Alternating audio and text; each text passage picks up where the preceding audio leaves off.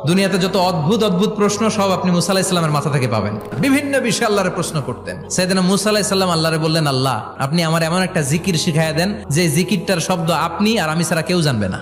দিনে রাতে সব সময় এই জিকির আমি করব, আপনারে ডাকবো, কিন্তু শর্ত হলো এই জিকিরটা জানবে শুধু আপনি আর জানবো শুধু আমি। আল্লাহ বললেন, মুসা পড়ো লা ইলাহা ইল্লাল্লাহ।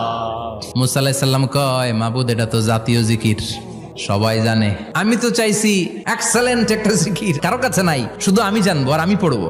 আল্লাহ বললেন, মুসা এই লা ইলাহাকে যদি এক পাল্লায় রেখে দাও, তাম বিশ্ব, 7 আকাশ 7 জমিনটারে তুলে যদি তুমি আরেক পাল্লায় রেখে দাও, লা রাজাহাত কাফাতু লা ইলাহা ইল্লাল্লাহ, মুহূর্তের মধ্যে লা ইলাহার পাল্লা ভারী হয়ে যাবে।